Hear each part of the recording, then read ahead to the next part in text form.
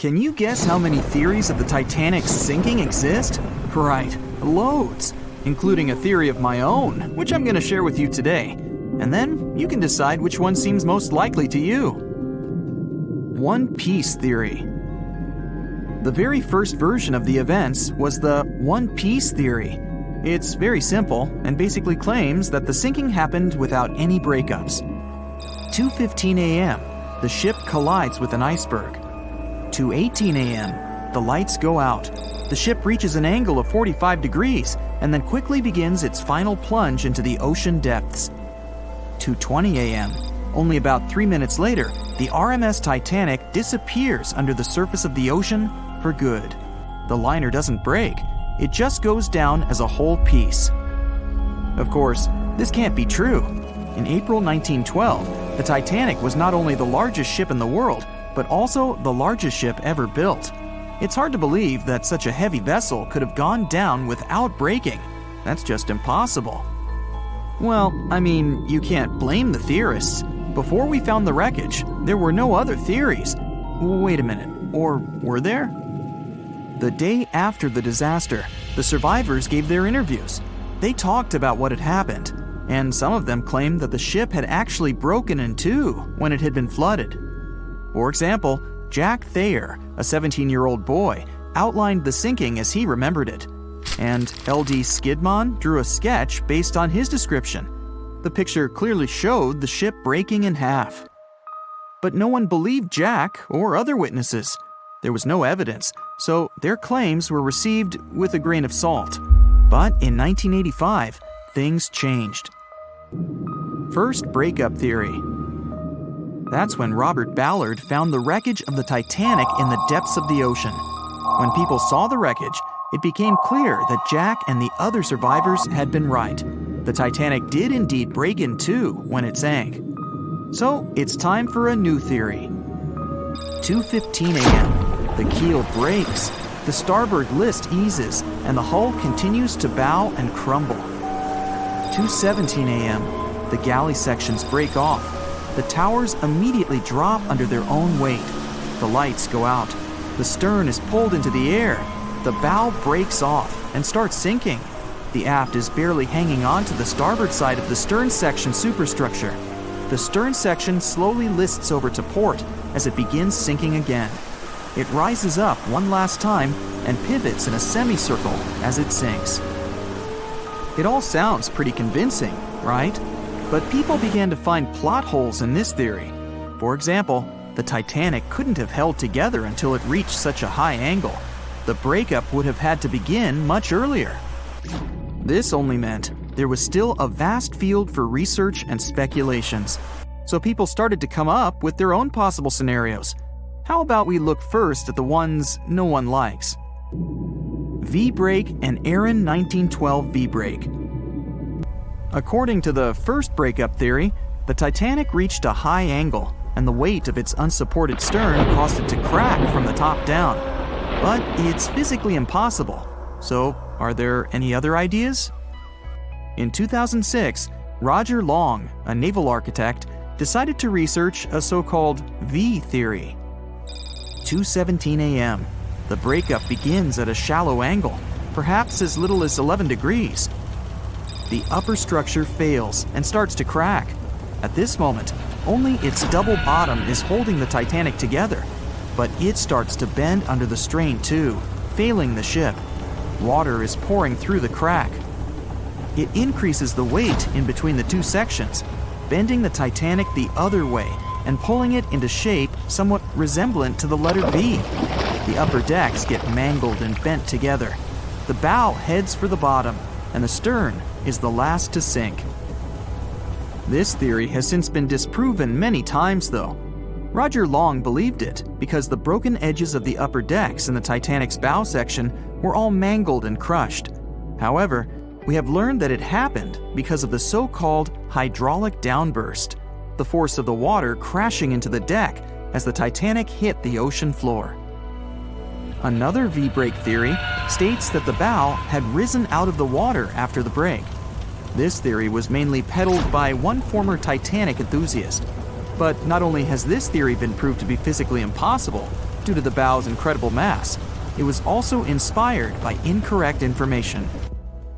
Remember Jack Thayer? Well, it was based on his sketch and the words of a couple of passengers. But the truth is, none of them had ever seen the Titanic break down like this. Jack himself even stated in an interview that the sketch was completely out of context to what he had actually seen. It was drawn by a passenger on the Carpathia, the ship that received the Titanic's distress signal and came to its aid. It couldn't be used as evidence. Now that we know this, let's move on to the theories that most people believe in. James Cameron's banana peel theory. Who hasn't seen the legendary movie about the Titanic, right? It became the leader of the 70th Academy Awards ceremony in the number of nominations and awards, and deservedly so. But did you know that James Cameron had been interested in the Titanic for many years and studied the ship's history? His books and research are very detailed, and he even came up with his own version of the events. It's called the banana split theory, and this is actually what you could see in the movie. Here's how it goes. The Titanic reaches a 23-degree angle and fractures down to the keel. The double bottom acts as a hinge as the stern falls down. When the double bottom fails, the bow and the stern separate. The stern lists to port, standing vertically, and then begins to go underwater. This theory is the most scientifically accurate one, along with Roy Mengot's theory. Wait, who's Roy Mengot? Mangot theory. Roy Mangot was an engineer who came up with the most plausible theory for the time being. 2:17 a.m. The lights go out on the Titanic. At this moment, the ship is at an angle of 20 to 23 degrees. Suddenly, the vessel snaps in two just around the third funnel. It causes the stern to settle into the water. The keel fails first. The draft and lower hull are crushed and break apart. Water surges into the bow and stern of the ship through the huge cracks, causing the bow section to sink beneath the waves. The stern rises up to the angle of 70 to 90 degrees, and then it sinks too. This theory seems to make the most sense, but it's quite controversial. The survivors who saw the breakup stated that the stern had settled back with the bow completely missing. Mengot's theory, however, contradicts that statement, while James Cameron's scenario takes this into account. Are you thinking what I'm thinking? The truth must be somewhere in the middle. My version. Now, as promised, I'll provide you with my version of the events. Well, it's not really my theory, more like a combination of Roy Mengot's and James Cameron's ones. I believe that James Cameron was right about the breakup. 2:17 a.m. The ship is at a high angle. The lights go out. Then it snaps into two pieces. The bow starts sinking. The double bottom is still attached to the stern for a minute or so. Once the double bottom fails, the two parts separate and the bow goes down. Then, as Mangot said, the stern rises up at a high angle, and then it begins to sink vertically. It might have actually happened because the survivors stated that they had seen a clean break. This means it couldn't be hidden. And they had also seen the stern staying vertically in the air for a long enough time, probably a few minutes, before disappearing. Anyways, all of these are just speculations. Regardless of how the Titanic broke apart and sank, it was a great tragedy. It's already been 110 years since the Titanic collided with an iceberg and sank. Did you know that in 2022, the Blue Star Line Company is completing the construction of an exact replica of the Titanic? Called the Titanic II liner, the ship will be sent sailing along the same route with 2,400 people on board. Let's hope that everything goes well for them. A beam of electric light pierces the darkness over the calm waters of the Atlantic Ocean. The Titanic is quietly making its way through the waves, its passengers asleep, when suddenly a monstrous white shape is caught in the light beam. The fateful iceberg is about to rend the side of the legendary ship.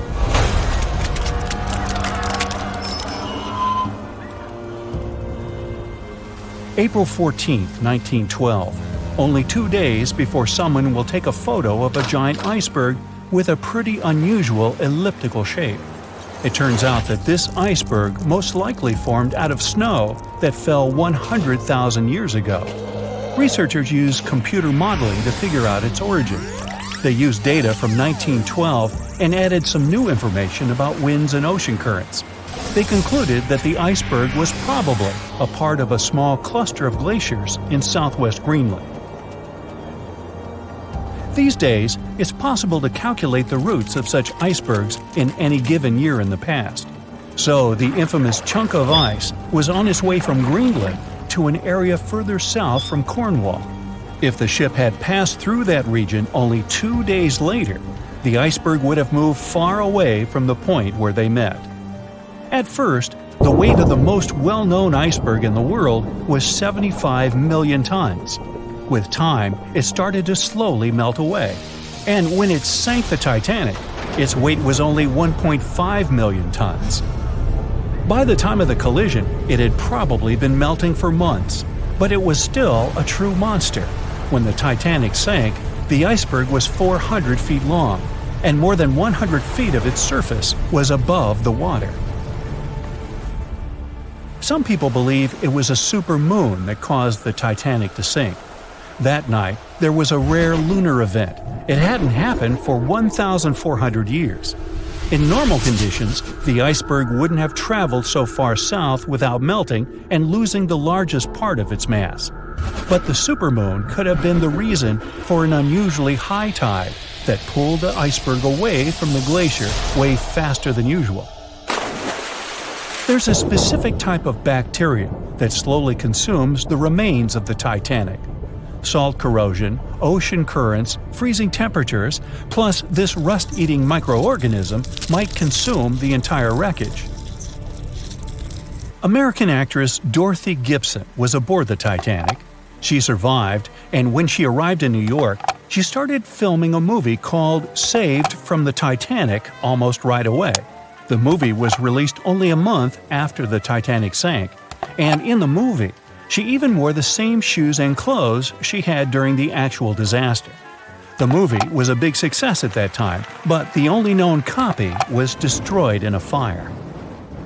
14 years before the Titanic sank, a novella called Futility had been published, and it seemed to have predicted the whole event. The plot centered around a fictional ship called the Titan that sank during its voyage. The Titan was almost the same size as Titanic, and they both went to the bottom in April. The reason was hitting an iceberg, too. Both the real and fictional ships were described as unsinkable, and both of them had the legally required number of lifeboats, which, as it turned out later, were nowhere near enough. We've seen it in the movie, but there were some real-life love stories happening on the Titanic, too. 13 couples even took a trip on the Titanic as part of their honeymoon. One of the couples owned Macy's department store in New York. Once it became clear the Titanic was rapidly sinking, the woman refused to go into a lifeboat without her husband. But he didn't want to join her while there were still women and children who he thought had to go first. Then his wife gave her coat to her maid. She insisted that the maid should get into the lifeboat, and she wanted her to be warm. As for the woman herself, she decided to stay with her husband till the end. Some people believe Titanic sank because of a mummy, not an iceberg. It all started around 1000 BCE with a mysterious woman who lived in Egypt, in the City of Thieves. People knew little about her, but they called her a priestess.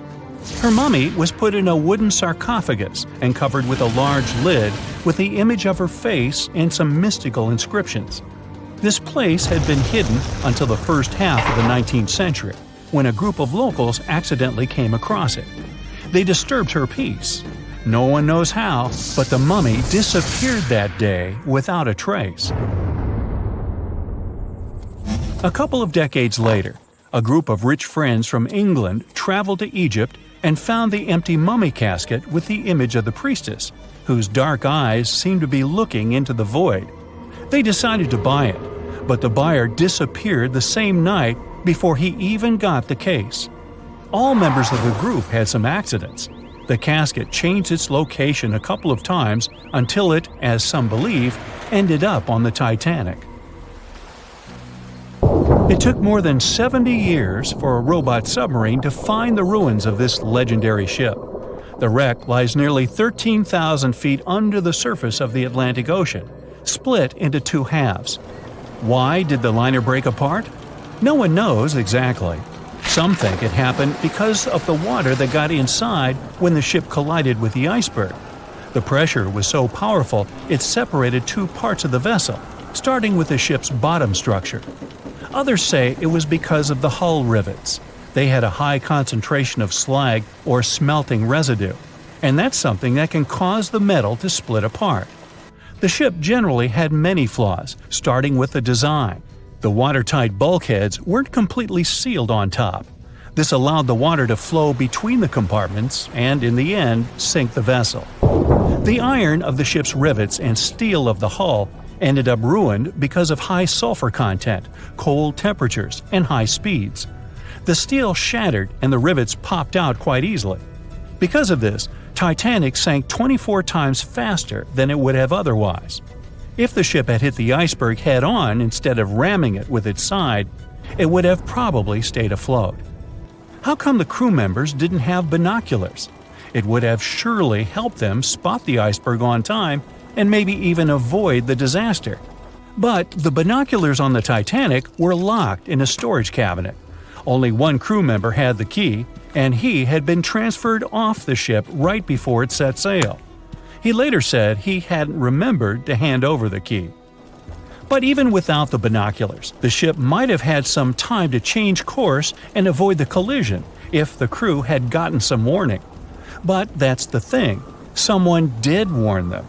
About an hour before the incident, a ship that was relatively close to Titanic, the SS Californian, sent a message to inform them it had stopped because of dense ice field. But the warning never got to the Titanic's captain. Some experts say it was because the radio operator didn't think it was that urgent. And later, the SS Californian said they didn't get a call for help from the Titanic because their radio operator was off duty. Some say the crew on the Titanic couldn't spot the iceberg on time because of an optical illusion. Atmospheric conditions that night probably caused super refraction, which could have camouflaged the berg. After all, no one actually saw the iceberg until it was too close to the ship to somehow avoid the crash. Not even a whole minute passed between the moment they saw the iceberg and the collision. It was only 37 seconds, and it took Titanic 2 hours and 40 minutes to disappear below the ocean's waves.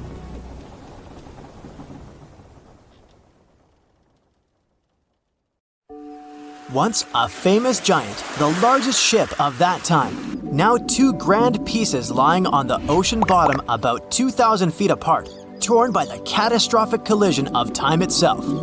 The stern of the Titanic got completely ruined after hitting the ocean floor, but you can still recognize the bow since many interiors were left preserved.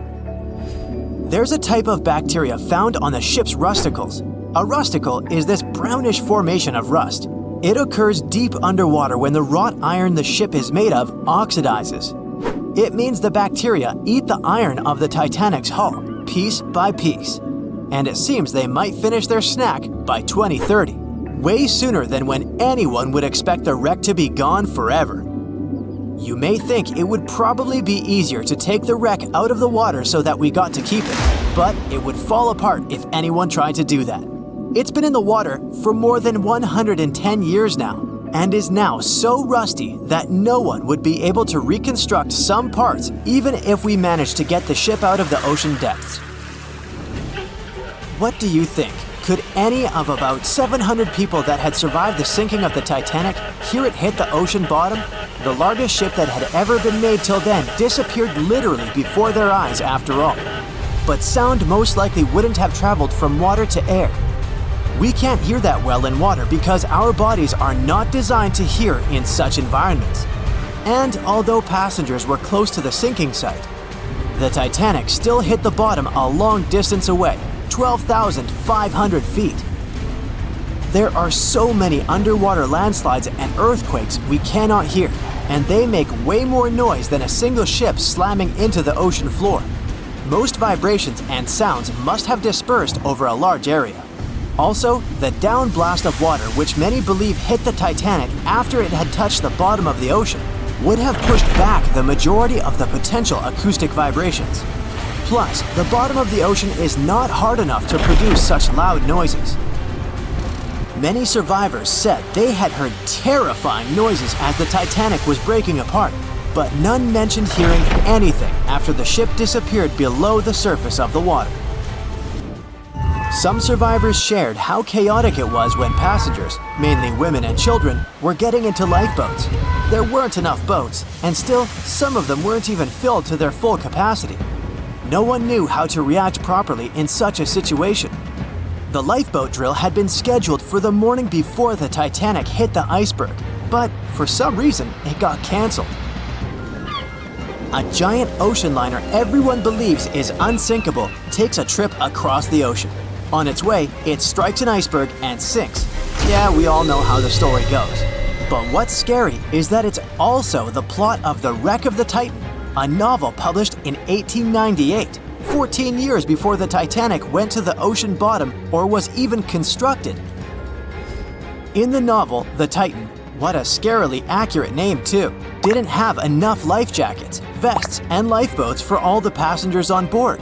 It was also the largest ship of that time, almost identical in size to the Titanic, and both the Titan and Titanic sank in April.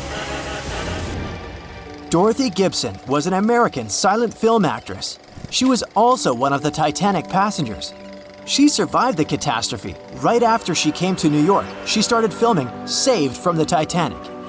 The film was released only 1 month after the ship sank. Dorothy was even wearing the same shoes and clothes she had worn when she had actually been on the ship. The movie was successful, but it got destroyed in a fire, so it only exists in memories, like Jack Dawson. Titanic wasn't all alone in the restless waves of the cold ocean near the iceberg it struck. The SS Californian was relatively close. Their radio was shut off for that night though. At one moment, the crew members noticed mysterious lights in the sky. They immediately went to wake their captain up to tell him, but he issued no orders. Some believed it was just fireworks. They never realized it was actually a call for help.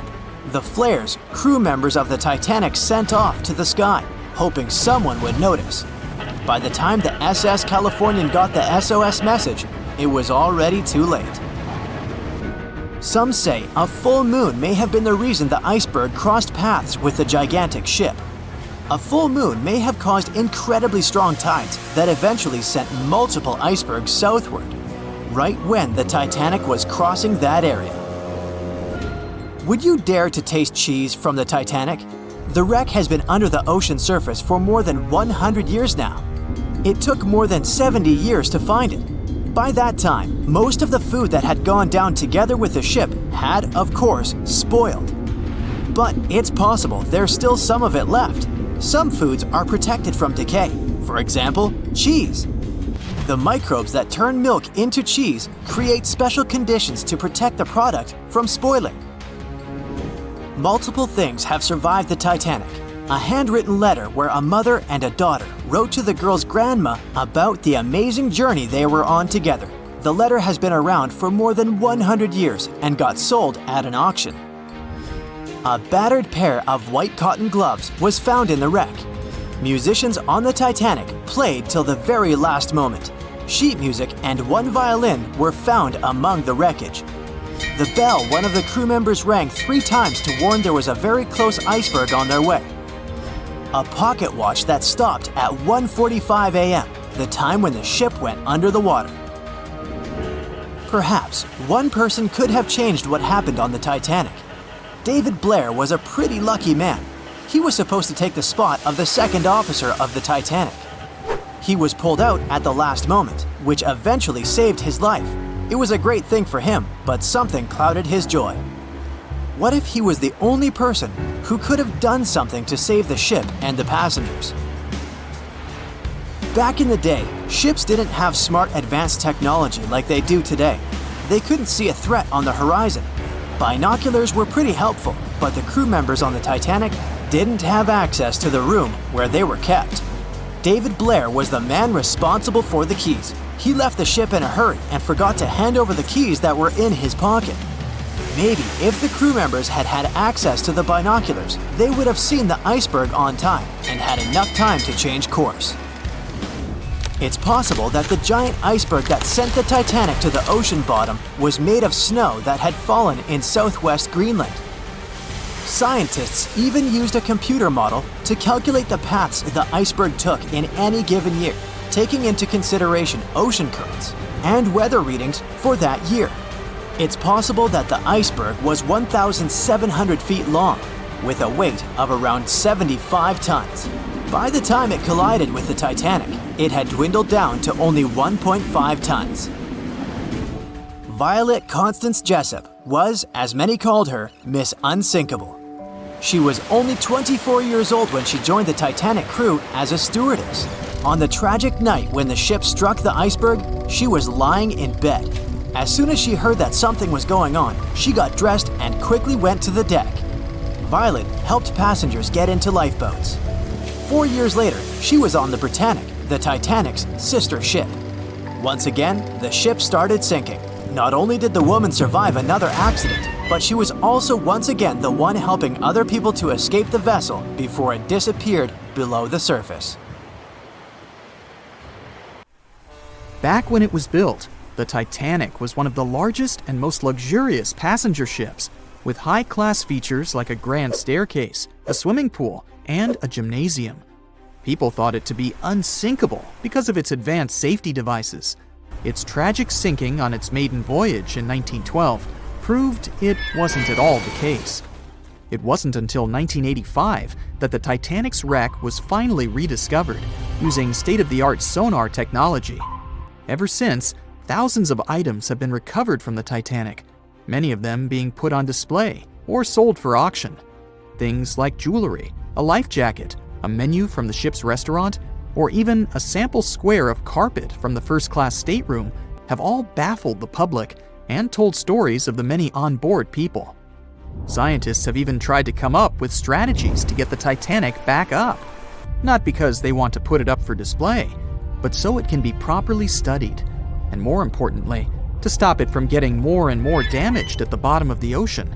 Some have suggested filling the wreck with ping pong balls to make it float, while others even considered injecting it with 198,000 tons of Vaseline.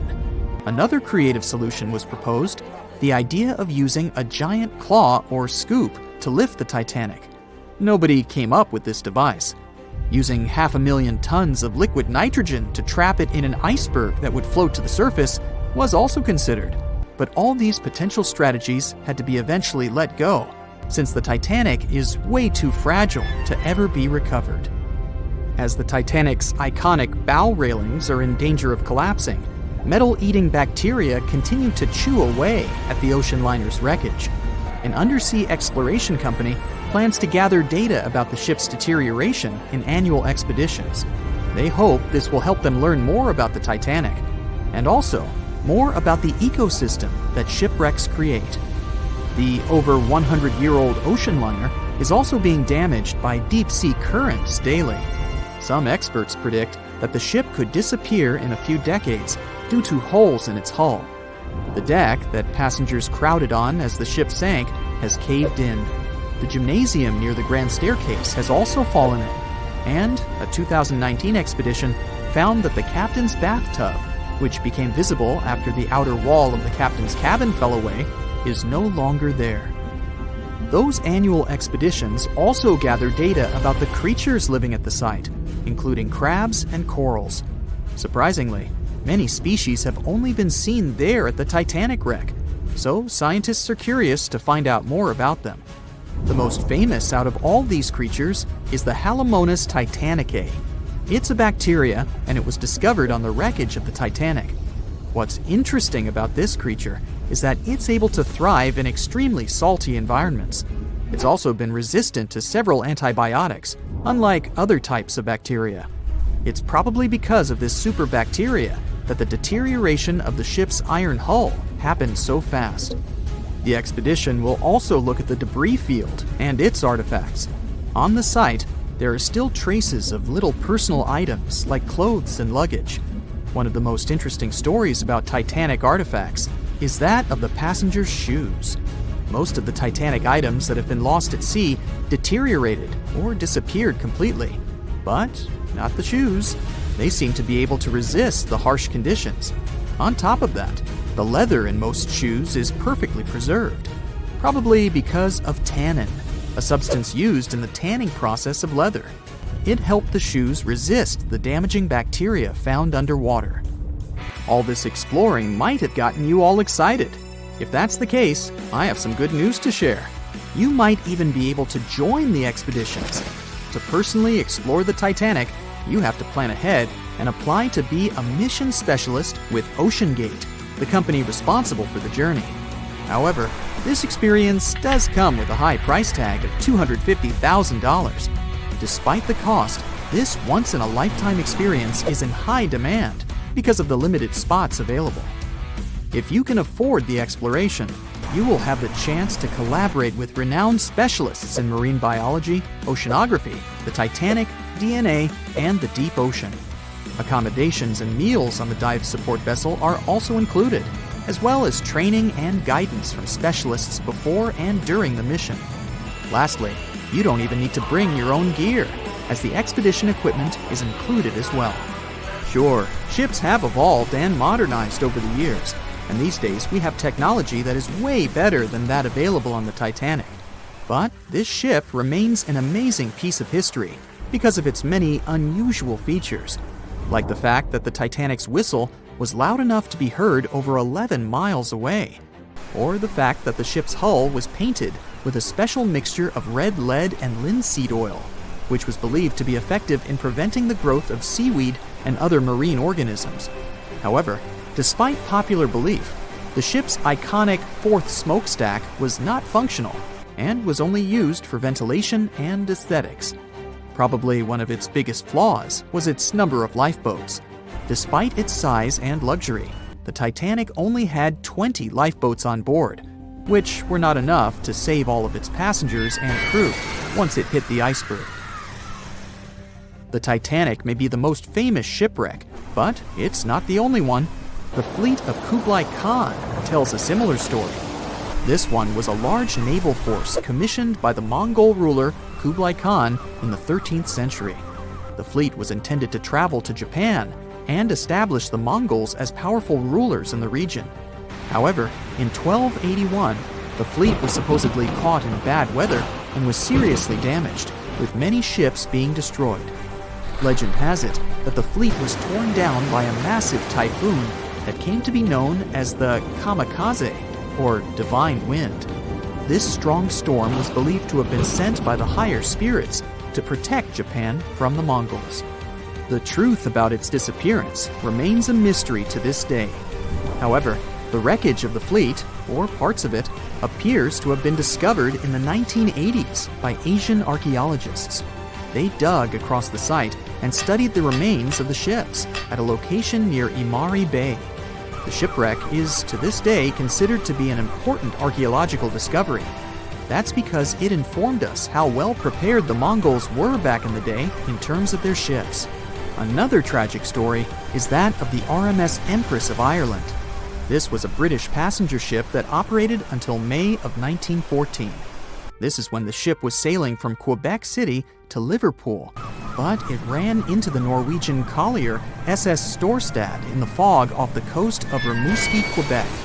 The collision caused a large hole in the side of the Empress of Ireland, and the ship began to quickly take on water and sink. The crew and passengers were caught off guard, and many were unable to evacuate in time. In total, 1,012 people were lost in the disaster, making it one of the worst maritime collisions in Canadian history. Rescue efforts were hampered by poor visibility and the fact that many of the lifeboats were damaged or unusable. Only 465 people survived the sinking, and many of them were rescued by the Storstad, which had remained in the area despite its damage. The sinking of the Empress of Ireland was a national tragedy in Canada, and it led to changes in maritime safety regulations and the establishment of a coast guard. The ship still lies at the bottom of the St. Lawrence River, where it has become a popular dive site for enthusiasts.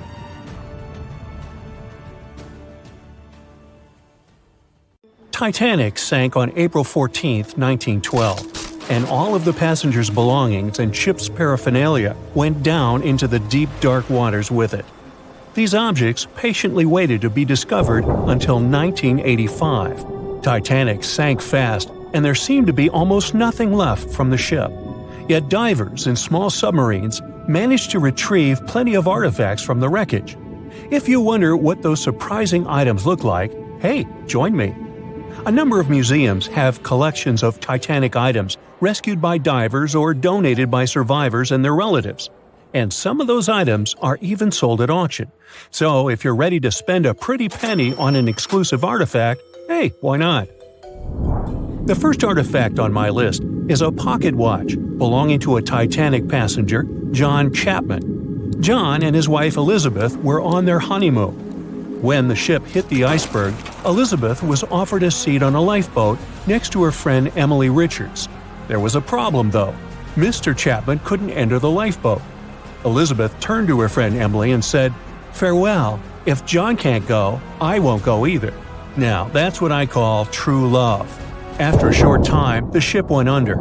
If we step back and return to Chapman's pocket watch, we'll notice one more heartbreaking detail. Experts believe the watch stopped around the time the ship finally submerged. Do you remember the iconic scene in the Titanic movie where the ship's band continued to play while the ship was sinking? The violin, played by the real musician, was sold in an auction for $1.7 million in 2013. They say the band played "Nearer My God to Thee" as the ocean liner sank. Since we started talking about the band, we might as well shed light on a piece of music found on the ship. It was the song "Put Your Arms Around Me, Honey." Considering the fact that paper gets ruined almost instantly when it meets with water, it's a miracle to see those documents. Another saved paper document is the lunch menu. The first-class passengers wore their beautiful dresses and enjoyed their meals without knowing that it was their last lunch. This unique item was auctioned for $122,000. Meals were offered based on class. For instance, a first-class passenger would eat roasted turkey with cranberry sauce, spring lamb, or baked haddock. In comparison, a third-class lunch consists of stuff like rice soup, fresh bread, roast beef, and brown gravy. There were also cabin biscuits, which the passengers would eat to diminish seasickness. It wasn't just the menu. A VIP ticket was also retrieved. The ticket number is still readable, 1342. Number 5 is Edwardian perfume samples. A chemist named Adolf Saalfeld stepped onto the Titanic with various perfume bottle samples. Why did he bring these samples with him? Well, Saalfeld planned to open a fragrance store in America. 61 vials of perfume sank with the ship. Luckily, their owner managed to survive and get there safely. But his samples sank and were only rediscovered some time ago by the divers. When we accidentally drop a plate, it usually shatters into pieces. Now, there's a question. Do you think an unbroken plate can be recovered from Titanic? The answer is yes. Original White Star tableware is proof. Apparently, each class of passengers didn't just get different meals, but was also served with different types of plates. The retrieved plates have a green and brown floral motif. The edges have a gold rim, and there's a logo in the center. By the way, they're sold at auction, and you can find them online. Let's carry on with touching personal stories. The love story of Rose and Jack that we see in the movie is fictional, but the ship surely witnessed many romantic tales. Here's a love letter to prove this. The messages tell us a story about how life was on the ship during the last few days. It was written by Kate Buss on April 10th. She mentioned how seasick she felt and other things, such as she was supposed to go to dinner in a half an hour. This letter wasn't the only letter divers took to the surface. For example, there's the letter Esther Hart wrote to her little daughter Ava. It was sold at auction for £119,000. This letter is probably the last letter written on board, since it was completed only 8 hours before the tragedy. The letter is not that damaged because it was in the pocket of Esther's husband's coat. Another letter we can mention is Dr. John Simpson's letter.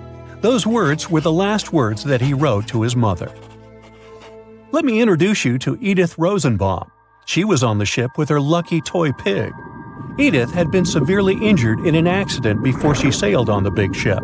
The toy was a present from her mother as moral support for her recuperation process. It was actually a music box in the shape of a pig. Edith used it to calm frightened young people in the same lifeboat. The next item on the list is the scout whistle of Lillian Winifred Bentham. She was a second-class passenger. On that terrible night, Lillian was in her stateroom. She didn't believe that the Titanic could sink. After all, it was the unsinkable ship. Her friend came to her and convinced her to hop into a lifeboat. Only then did she realize how serious the situation was. Moments later, she saw the ship break into 2 parts. As the lifeboat floated into the night, Lillian saw a crewman who was also rescued. Without a second thought, she wrapped the man with her fur coat. It was freezing, so she probably saved the man's life by doing that. The young man wanted to thank her for her kindness, so he gave Lillian a scout whistle. It was the whistle he used throughout the night to call for help. This pair of white gloves is one of the rarest artifacts recovered from Titanic. These cotton gloves belong to a gentleman. The owner's identity is unknown. Fabric can't last underwater for decades, but these gloves look fine, and you can still see the fine detailing and elegance. An alarm bell has also been found. Yes, that's the famous bell, the one that rang to warn people about the iceberg. Frederick Fleet and Reginald Lee were on lookout duty the night of the accident. Both of them survived. Fleet was the one who saw the iceberg before the ship struck it. What's ironic is that Fleet and Lee didn't have access to binoculars. They were stored in a locker in the crow's nest, but the key to the locker was in the pocket of a crew member who was reassigned to another ship at the last minute and didn't leave the key. They could have seen the iceberg sooner if they had had pairs of binoculars. If they had had it, the Titanic could have gotten out of the way. Divers discovered not just belongings of passengers or the crew, but also pieces belonging to the ship itself. Our next artifact is the Grand Staircase. Some parts of this iconic structure are recovered from the wreck. Turns out that this staircase became a meeting spot among first-class passengers. If they wanted to visit the Turkish baths for a spa day or eat dinner, they met at the staircase and went together. This staircase was a sign of how luxurious some parts of Titanic were. Another miraculously saved object that belongs to the ship is its plan. It was one of the most expensive artifacts sold at auction. The plan is around 30 feet wide. What else? The logometer was also discovered. It's a device used to check the sailing speed of the ship and the distance it covers. The experts say that from the start at noon on April 14th, the device logged 268 nautical miles. And there's more. A giant chunk of hull, known as the Big Piece, was also found. This fellow weighs 15 tons. The larger portholes were for the cabins, and the smaller ones were for the restrooms. This piece was found in 1994, but it was in 1998 when it was successfully taken out. After all these years spent underwater, it was swarming with sea life. Still surprisingly, the portholes still had glass. Now, let's assume you were a diver and you could only take out one of these objects. Which one would you pick?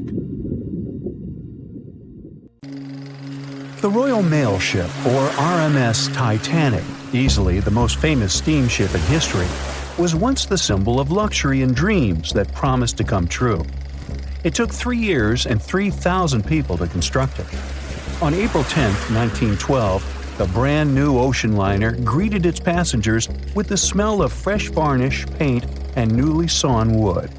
Back then, they still used lead for the production of paint and linseed oil as a binder, so that smell must have been powerful. When it was fully operational, the giant vessel consumed around 850 tons of coal per day, and the passengers would also smell its fumes. Another odor that must have filled the Titanic's decks at least the first-class ones, was the new scent by the famous French perfume house Guerlain. It was released earlier in the same year and quickly became a hit with the well-off ladies.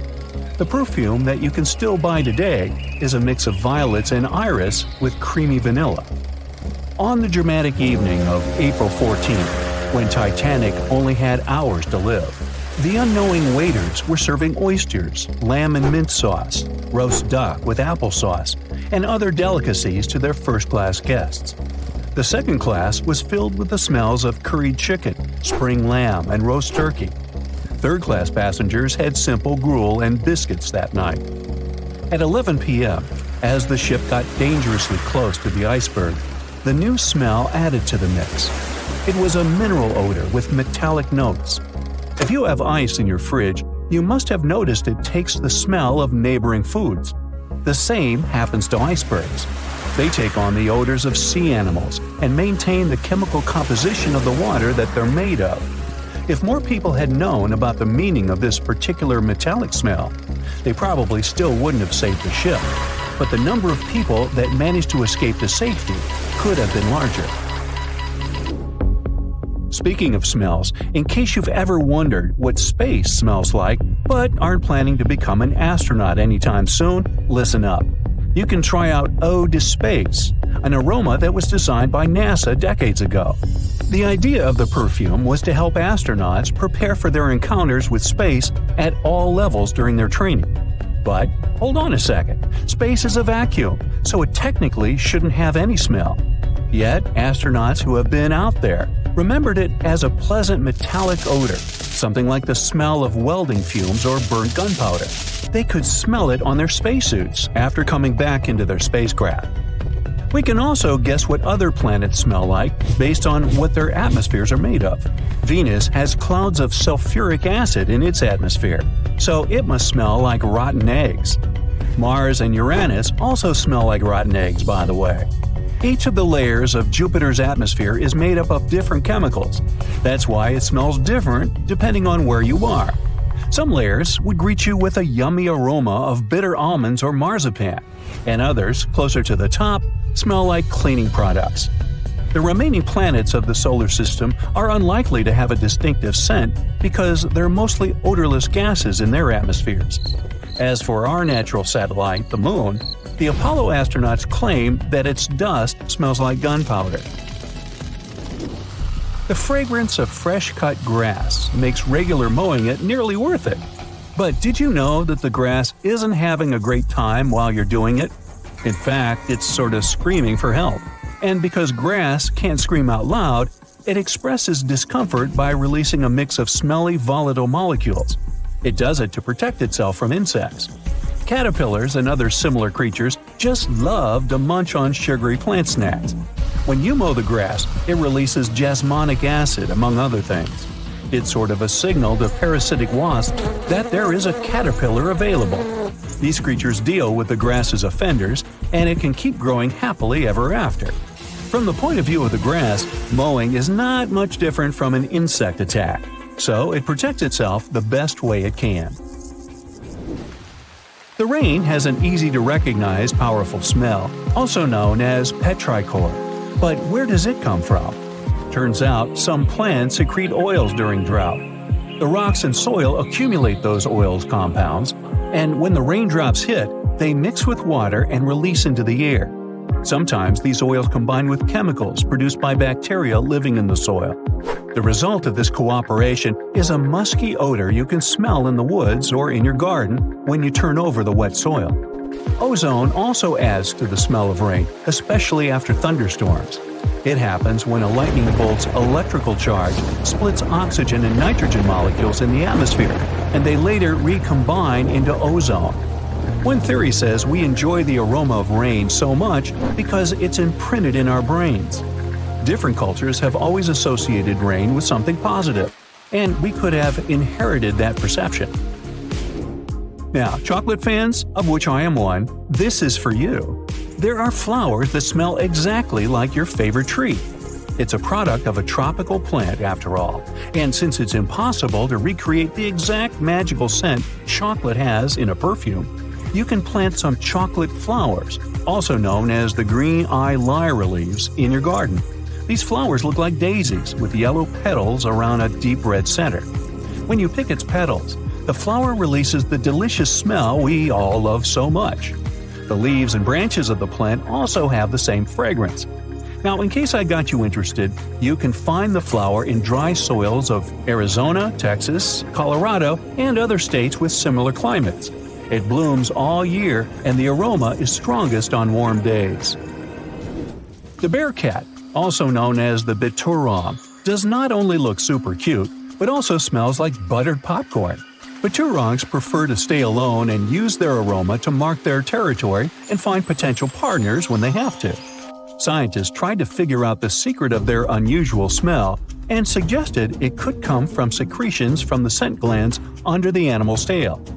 Further research showed that the popcorn smell comes from the bearcat's urine. After the animal answers nature's call, it leaves a scent trail in the trees with its tail that often gets soaked. But if the real popcorn only releases its amazing smell when it's popping under heat, how do bearcats manage to do it without a microwave? Well, the answer could be in their diet, or more likely, in the bacteria that come in contact with the animal's natural fluid. Durian is a fruit popular in Southeast Asia that smells sweet and nice to some people, but to the majority, it's a mix of rotten onions and sweaty socks. The stench is so powerful that it's banned on public transportation and hotels in some countries.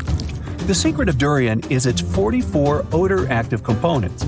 The mix is so complex that you can never tell what it's going to smell like. And despite that horrible smell, durian is considered a delicacy and is used to make mostly sweet dishes like cakes and candy. There was a smelly incident involving durian at a library in Australia. The smell of rotting fruit in a cupboard has spread across the entire building through the air conditioning system. They mistook it for gas leakage and had to evacuate around 500 students and teachers. Well, that stinks. And finally, if you've ever been to natural hot springs or went to see some geysers, you'll never forget the smell of hydrogen sulfide, or less poetically, rotten eggs. It's actually not only yucky but also highly flammable, but it can also be quite useful. Most households in Iceland use geothermal springs as a source of hot water. Although it doesn't smell fresh, it's perfectly safe to drink, and the smell doesn't stay on your body after you take a shower. So there. "I'll never let go, Jack. I'll never let go," said Rose. Then she did let go, and the whole movie theater burst into tears. It happened when Titanic came out in 1997. Alright, who am I kidding? It's really hard not to cry when you watch this scene for the 10th, 20th, and 50th time almost 30 years later. But did this great love story happen in real life? Or did James Cameron just invent it for some good drama? As much as I don't want to disappoint you, Jack and Rose never fell in love on board the real Titanic. There was a real Jay Dawson on the luxurious ocean liner, but he was a crew member, and his full name was Joseph. The real-life inspiration for Rose was the American artist Beatrice Wood. James Cameron came across her biography while he was working on the first draft of the script, and decided to bring her love for art and family background into the story. It doesn't mean that the movie is completely off when it comes to historical accuracy, though. The unsinkable ship that sank departed from Southampton, England to New York, and was 400 miles south of Newfoundland on April 14th when crew members noticed the iceberg. The contact with it lasted 37 seconds, precisely as long as the corresponding scene in the movie. Remember this guy, Thomas Andrews, who was wandering around with a small notebook and pencil? He was the real ship designer. Andrews was quite talented at what he did, and had worked on many successful projects before the Titanic. He would normally travel on the ships he designed during the maiden voyage to make sure everything was going smoothly. He boarded the Titanic as one of the first-class passengers, and was taking notes all the time. After the unfortunate rendezvous with an iceberg, Andrews was seen inspecting the flooded parts of the ship with Captain Smith. According to his sad forecast, the Titanic would have gone down in about 2 hours. One of the stewards claimed that he had seen Thomas Andrews moments before the sinking. He chose not to leave the Titanic and didn't put on his life belt. No one had seen him ever since. Another memorable moment from the movie is a boy playing on one of the decks with his spinning top. This was an accurate recreation of a real photo that was taken on board the Titanic on April 11, 1912. The passengers in the photo are first-class passengers Frederick Spedden and his 6-year-old son Douglas. The family was going back home to America after traveling around Algeria. When the evacuation of passengers began, Spedden's nurse told him they were going to see the stars. They say he had successfully slept through the entire drama and woke up safe and sound in a lifeboat the following morning. His father had also survived the sinking. Sadly, an automobile accident took the life of Douglas just 3 years later. One of Titanic's most charismatic ladies, both on the screen and in real life, got her nickname Unsinkable Molly Brown for a good reason. Several witnesses remembered she was, indeed, trying to persuade others in her lifeboat to go back and save more lives, just like in that heartbreaking scene from the movie. When Carpathia came to the rescue of the surviving Titanic passengers, Margaret Brown was helping lower-class survivors and involved her fellow first-class passengers in the process. Once they all got on solid ground, Brown organized a survivors committee. She awarded the captain of the Carpathia for rescuing so many people and was really upset she hadn't been allowed to testify at the Titanic hearings because she was a woman. You won't see any fumes above the fourth pipe of the ship in the movie. It's not a technical mistake. The Titanic, indeed, had it only for more impressive looks and didn't really need that pipe. Back in 1911, the year before our hero's departure, large ships would mostly sail with 4 chimneys. They needed those to draw heat and fumes from their massive boilers.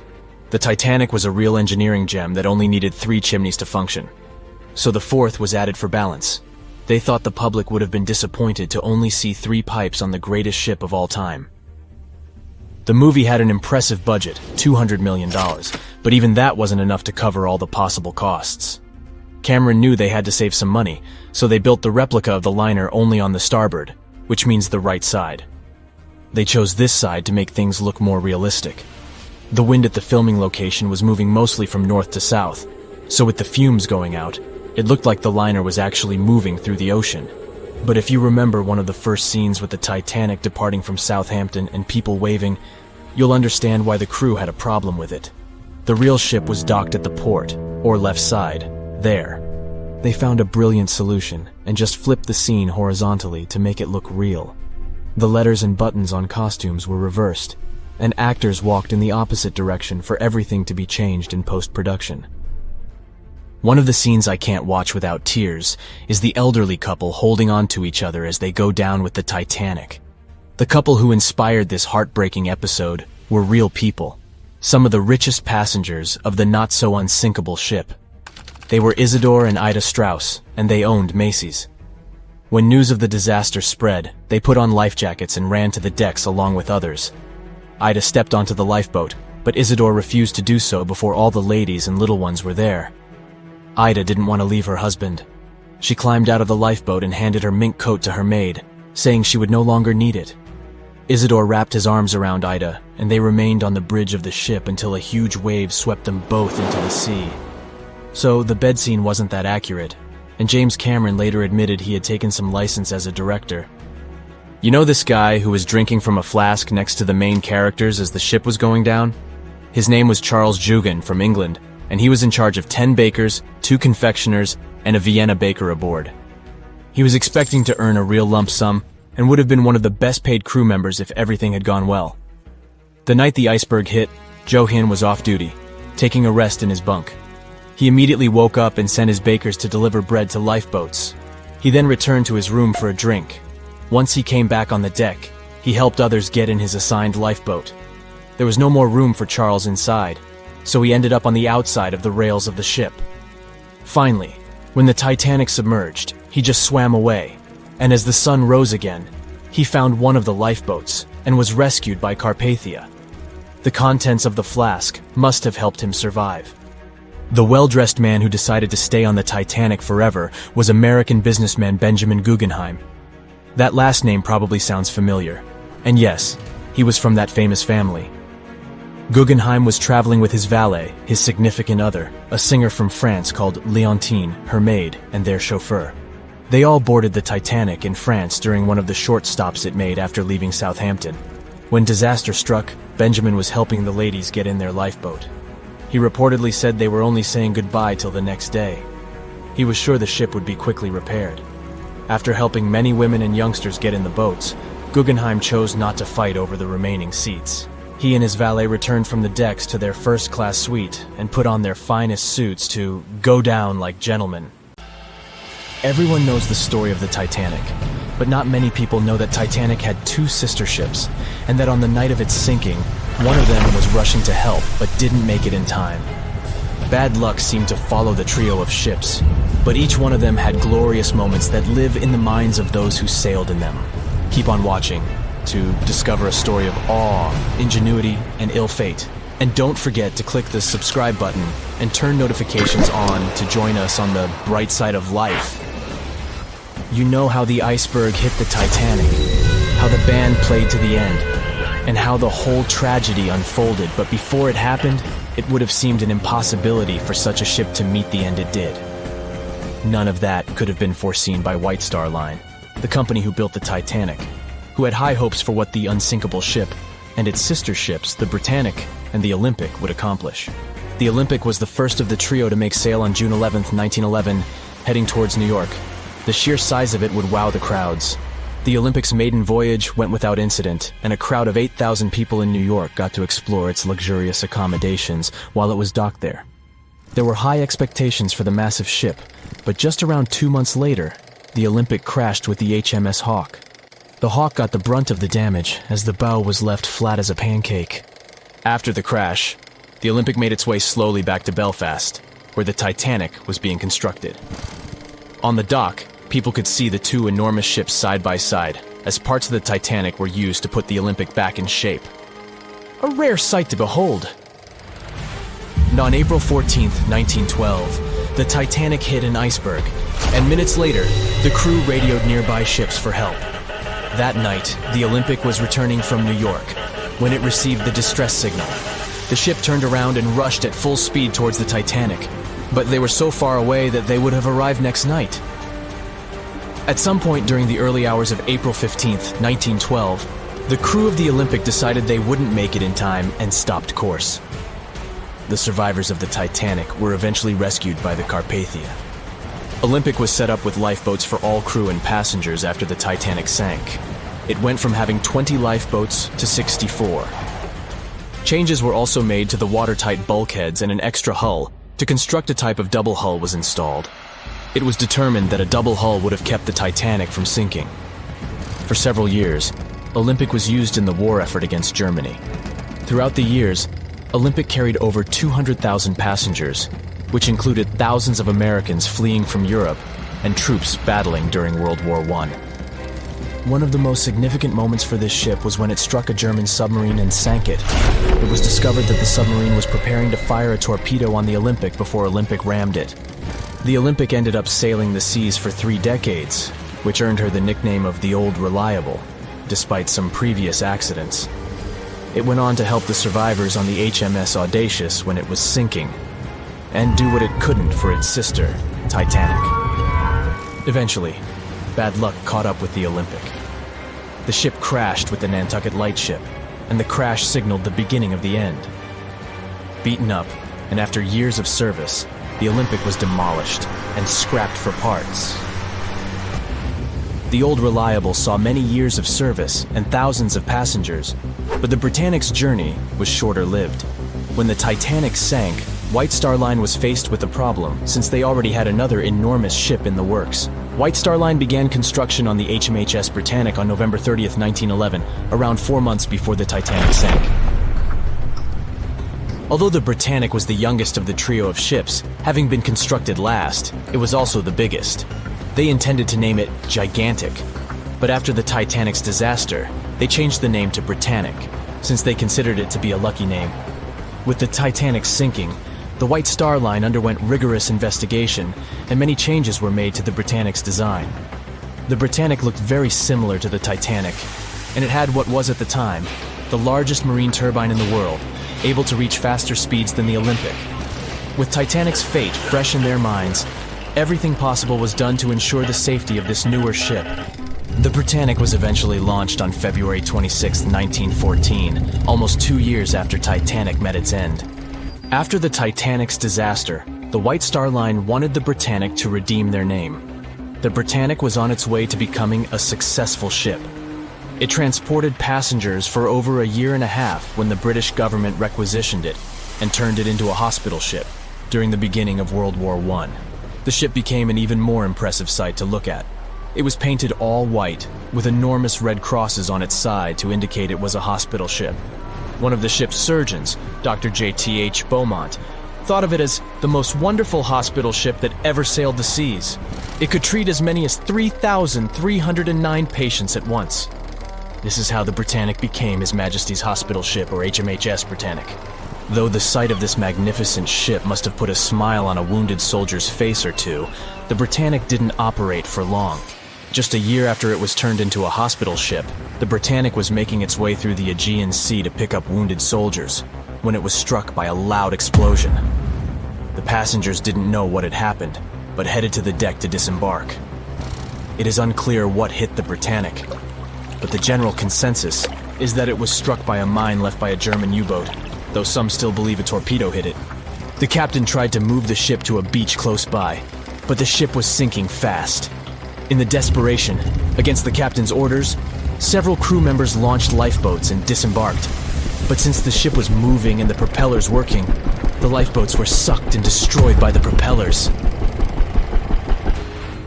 Though so much effort had gone in to ensure the Britannic was safer than the Titanic, whatever explosion occurred left the Britannic in the same dire condition as the Titanic in just 10 minutes.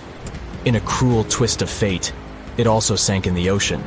Unlike Titanic's enormous death toll, only 30 people perished in the sinking of the Britannic, and over 1,000 survived. So many people survived because the accident happened in the morning, when the temperature of the water was warmer and the Greek island Kea was close by to offer help.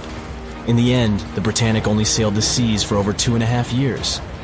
The bad luck that followed the Titanic and the Britannic and the accidents and demise of the Olympic was remarkable.